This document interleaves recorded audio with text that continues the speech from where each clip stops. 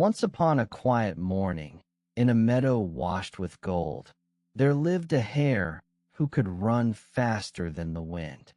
His ears were long, his feet were quick, and when he crossed a field, even the butterflies seemed to hurry out of his way. The animals admired him. They whispered, "There goes the fastest creature in the meadow." And the hare liked hearing that very much. Not far away lived a tortoise. He was small, he was steady, and when he walked, the grass barely moved beneath his feet.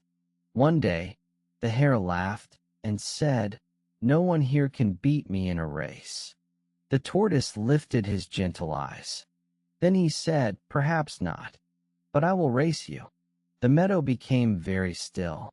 A rabbit blinked. A squirrel dropped an acorn, and the hare laughed so hard that his whiskers trembled. "You? Race me? Very well," said the hare. "Let us race to the old willow tree beyond the hill." The animals gathered beside the path. The sun climbed softly above the flowers, and when the owl gave the signal, the hare shot forward like a silver arrow.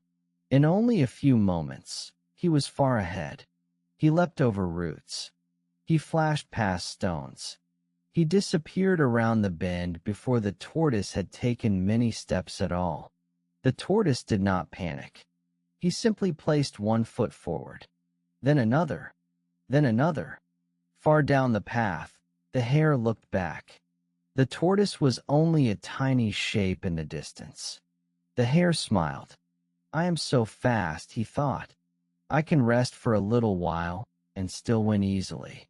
So he curled beneath a shady tree. The leaves whispered above him. The breeze was warm, and very soon the hare fell asleep. The meadow grew quiet around him, but the tortoise kept walking. Step, step, step. He passed the flowers. He passed the stones. He climbed the hill slowly, and at last he came to the sleeping hare. The tortoise paused for just a moment. Then he kept going. He did not run. He did not boast. He simply continued. At the finish line, the animals began to cheer. The tortoise was crossing the final stretch. His little feet were tired, but they were still moving. And then, gently and surely, the tortoise crossed the finish line. He had won the race. A cheer rose through the meadow.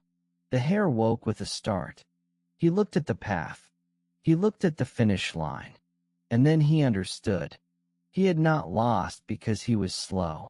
He had lost because he stopped using the gift he had. The hare really was fast. Everyone knew it. But a talent kept sleeping under a tree cannot win a race. And that is the quiet lesson of this story. It is wonderful to have a gift. It is wonderful to be clever. It is wonderful to be quick, strong, creative, or brave. But gifts are not medals. They are seeds. They must be planted. They must be practiced. They must be used. For children listening in the soft dark, remember this. Do not only believe you can do something. Show it with your actions. Do not only say, "I am good at this." Use that goodness. Finish the race. Share the song. Build the tower. Take the step. Because success does not come from simply having a talent. Success comes from using it.